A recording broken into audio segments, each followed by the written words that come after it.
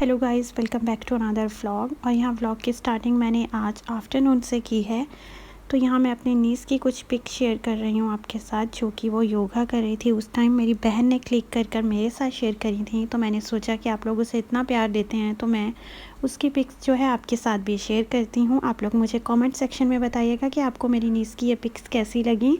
अभी मैं और मेरी मम्मी जो है ना वैक्सीन लेकर आई हैं, और मेरी बहन जो है वो कुकिंग कर रही है। आज वो बना रही है खिचड़ी और साथ ही बना रही है हरे धनिया की चटनी। और यहाँ उसने मुझे कुछ सैलेड कट कर दिया है, जो कि मैं अक्सर मॉर्निंग लंच टाइम में खाती हूँ। मतलब 11-12 बजे के करीब खाती हूँ, तो बस मैं वही खा रही हूँ। और अभी तो हमें कुछ ऐसा नहीं है फ़ीवर वगैरह, लेकिन रात में हो भी सकता है जैसे कि सुनने में आया है, पर हर किसी को नहीं होता। बस काफ़ी टाइम से मेरे व्लॉग्स जो हैं वो नहीं आ रहे। जो मैं अपलोड कर रही थी वो ऑलरेडी बने हुए व्लॉग्स थे। 1 मंथ से मैंने अपना कोई भी व्लॉग आपके साथ शेयर नहीं किया, और उसके पीछे जो है एक बहुत ही बड़ी ऐसी दर्दनाक कहानी है, जिसको बयान करते हुए आपके साथ शेयर करते हुए भी मेरी आंखों से आंसू नहीं रुक रहे थे। लेकिन मैंने सोचा कि मुझे आपके साथ शेयर करना चाहिए। मैंने बहुत हिम्मत करी है आज, और आप मेरी फैमिली हैं। मैं चाह रही हूँ कि मैं आपके साथ शेयर करूँ। मैंने बहुत हिम्मत करी है, और उसके बाद मैं आपके साथ शेयर कर रही हूँ। और आपकी दुआएं चाहिए मुझे, और कुछ भी नहीं मुझे आपसे चाहिए।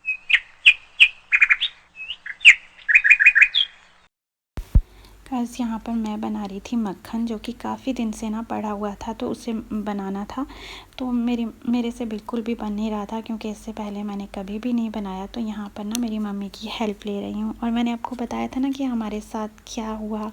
मैंने काफ़ी टाइम से जो व्लॉग्स हैं वो नहीं बनाए, और मैंने कहा था कि मैं शेयर करूँगी। क्या वजह थी, मैं काफ़ी टाइम से आपके साथ शेयर करना चाह रही थी।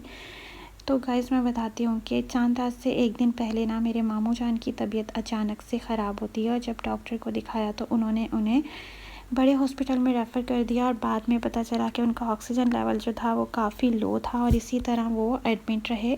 तो ईद वाले दिन आगे जो शाम के टाइम मेरी नानी की तबीयत भी सडनली ख़राब हो जाती है, जो कि कभी और रात किसी तरह गुज़रती है। और सुबह 9:30 पे हमें ये न्यूज़ मिलती है कि जो मेरी नानी है ना, उनकी सडनली जो है डेथ हो गई है। और हॉस्पिटल में वो कोविड वार्ड में थी, जहाँ कि हम नहीं जा सकते। तो हमें पता चलता है कि उनकी डेथ हो गई है, और हम लोग एकदम से खामोश एक दूसरे की तरफ देखने लगते हैं कि ये अचानक से हमारे साथ क्या हो गया। और ये एक ऐसा टाइम आ गया था कि मेरी माँ को संभालना इतना मुश्किल हो गया था कि मैं बता नहीं सकती। एक साइड उनके भाई जो कि ऑलरेडी हॉस्पिटल में एडमिट हैं, और उनकी अम्मी जिनका अचानक कुछ पता ही नहीं था, अच्छी भली थी, और वो अचानक से चली गई, पता ही नहीं चला। और हम कुछ नहीं कर पाए। बट कुछ नहीं कर सकते, अल्लाह किसी को भी बस ये वक़्त ना दिखाए, यही कहूँगी मैं। और उसके बाद जो है ना, पूरे 20 या 23 डेज़ के बाद जो है मेरे मामू जान की भी डेथ हो गई। रात का टाइम था 11:30 के अराउंड, और पता चलता है कि उनकी भी डेथ हो गई है। कुछ नहीं कर सकते थे उस टाइम। आप समझ सकते हैं कि कितना मुश्किल हो गया था वो टाइम हमारे लिए। कैसा टाइम था वो, रात का टाइम था। मेरी माँ को संभालना मुश्किल हो गया था। समझ नहीं आ रही थी कि क्या करें, किस तरह समझाएं। बस यही कहती हूँ कि अल्लाह किसी को भी ये वक़्त ना दिखाए। गाइस, हम लोगों की ज़िंदगी थम सी गई है। बहुत मुश्किल है आगे बढ़ना, लेकिन आगे बढ़ना होगा, क्योंकि ये ज़िंदगी है। हर मोड़ पर, हर पल उनकी यादें आती हैं, याद आती है।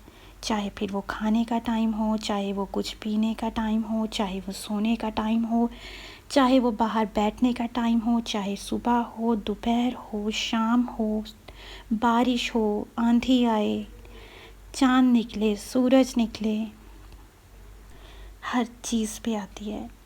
और ये बोलना बहुत आसान है कि सब्र करो, सब्र करो।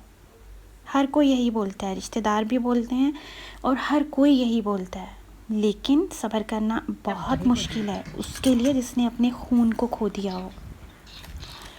कोई और नहीं जान सकता इस चीज़ को, कोई और इस दर्द को समझ नहीं सकता। वही समझता है जिसने अपने खून को खो दिया हो, जिसका सब कुछ उजड़ गया हो, जिसका मायका ख़त्म हो गया हो, आप सोच सकते हैं उसके ऊपर क्या गुज़र रही होगी। मेरी माँ का अब कोई नहीं रहा। ऐसा कह सकते हैं कि हम लोगों का ननिहाल ख़त्म हो गया और मेरी माँ का मायका।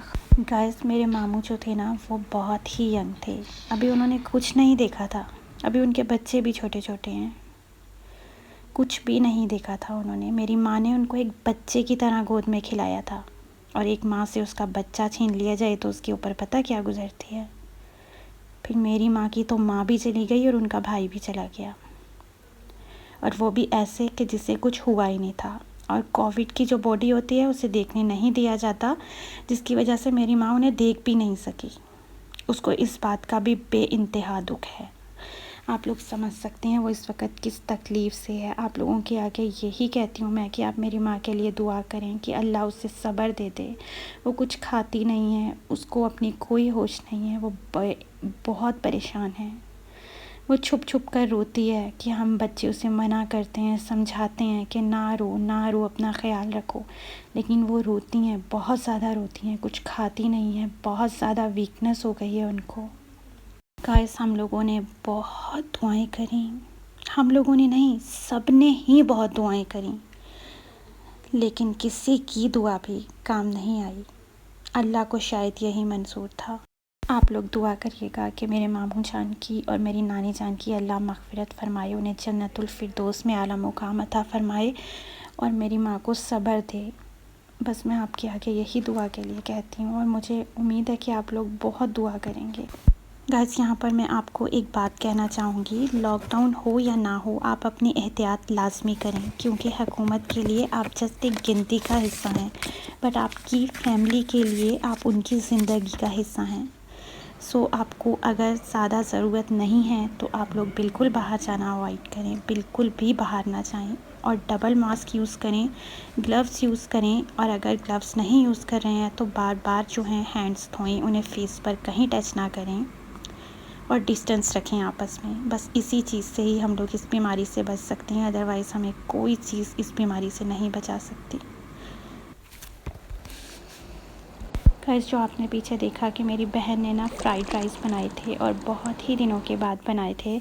सोचा कि कुछ बनाते हैं और खाते हैं, क्योंकि अभी तक काफ़ी जगह से खाना आ रहा था, रिश्तेदारों के यहाँ से आ रहा था, मेरी मम्मा के कज़न ब्रदर कज़न सिस्टर्स के घर से आ रहा था, लेकिन खाने किसका दिल करता है, खाना खाया नहीं जाता था। लेकिन आज मेरी बहन ने बनाया है और खाया नहीं गया, फिर भी बनाया ज़रूर था।